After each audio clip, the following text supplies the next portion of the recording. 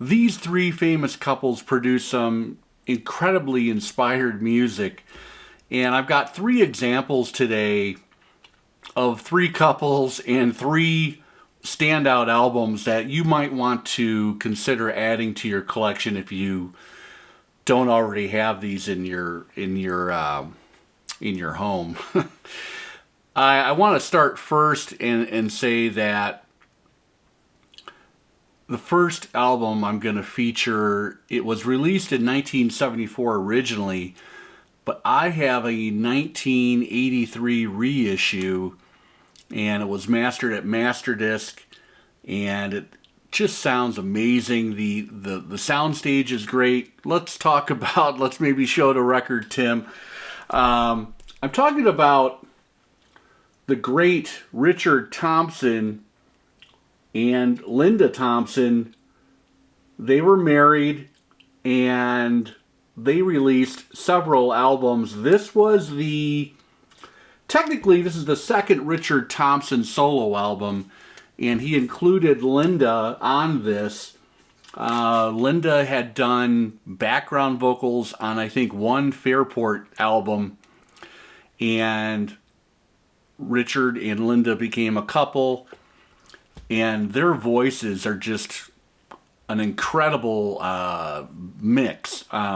In some cases, Linda would sing lead on a few songs, but it was typically Richard Thompson singing lead, and then Linda providing these incredible background ethereal vocals. And for this record, it is an incredible collection of songs. I Want to See the Bright Lights Tonight, originally, like I mentioned, released in 1974 on Island. I have the 83 reissue on Carthage Records. This really sounds amazing. If you can find this pressing, it's highly recommended. You know, they put out several albums. The last one was Don't Shoot Out the Lights, which is another utter classic. This and Don't Shoot Out the Lights are definitely required listening. And Richard Thompson has got such a rich tone on that guitar, whether it's acoustic or electric. There's combinations of both. This is really one of the shining lights of British folk if you don't have this record. So a doomed couple, but the music is and was incredible. I want to lead off with this record, and I can't heap enough praise on this thing.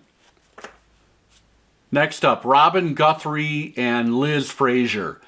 They were the core two players throughout the history of the band of Cocteau Twins, and their 1982 debut album is a post-punk masterpiece. It is filled with 808 drum machines, churning, discordant guitar runs from Robin Guthrie, and that ethereal voice of Elizabeth Fraser.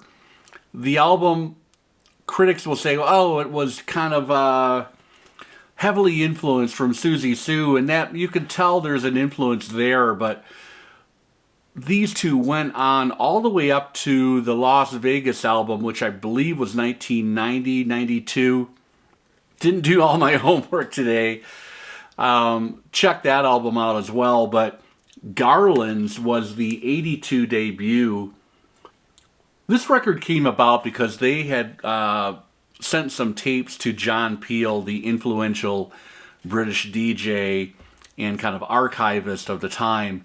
And John Peel loved it. They got a record deal on 4AD in the UK and put out Garlands. This is an incredible listen. I have a 2020 reissue.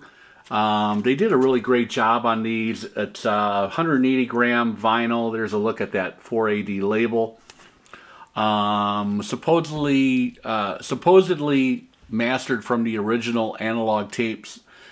I will say that this is very, very clean, dead silent vinyl. Sounds amazing. I think they put out all of the Cocteau Twins albums as reissues in 2020, 2021. These guys eventually divorced. There were rumors, I think back in the early 2000s, that they were going to headline Coachella and do a huge reunion tour. Elizabeth Fraser confirmed like a month later, after these rumors had surfaced, that was not going to happen and that they would never reform, and so far it hasn't happened. So Cocteau Twins, post-punk, shoegaze, definitely a little bit of goth rock as well, especially the earlier albums. As they moved through their catalog, they got a little more accessible, a little more pop-orientated, but this is a great place to start. Garlands, it was their debut, 1982. Third, but certainly not least, of course I couldn't leave this famous couple out. And, you know, they've been through tons of history together. They're currently on the outs again. They have managed to, you know, hold things together for decades. And I'm talking about Lindsey Buckingham and Stevie Nicks. Their 1973 debut and only album, Buckingham Nicks, is not easy to find. I have a 73 original that was on the Polydor label, that red label. I have a Sterling Sound Bob Ludwig cut. It sounds amazing. The soundstage on this thing is absolutely incredible. Really, really great separation of instruments. You've got Lindsey Buckingham, typically in the left channel, and Waddy Wachtel, who played rhythm. A little bit of lead, I think, here and there, but by and large it was Lindsey. But you've got Waddy on here as well. Other players involved: Jim Keltner played drums on some of these tracks. Ron Tutt, who drummed with Elvis. Also Jerry Sheff on bass guitar. Lindsey played bass on a couple tracks as well. There is the gatefold interior. Look at that happy couple in 1973. Of course, famously produced by Keith Olsen. These guys were living in Keith Olsen's pool house when they originally moved down to LA. This thing was recorded at Sunset Sound, and we all know the story about Mick Fleetwood eventually hearing or walking in on a couple recording sessions, and the rest is history. But that is Buckingham Nicks. Apparently Stevie Nicks hated this album art. Maybe that's a reason we've never seen a reissue. That and the fact that these two just they can't get it together, you know, at this point in time. Buckingham Nicks 73, amazing first pressing in near mint condition. One of the pride and joys of my collection. I pull this thing out when I want to. My brother was in town recently, a couple months ago, and he hadn't seen my new kind of setup down here in the new place. And this was one of the albums. I had him sit in the chair in the sweet spot, and kind of ran through a couple albums with him, and he was duly impressed. That's it for today. I will be back, I think, later this week. Everybody, happy Monday, and take care.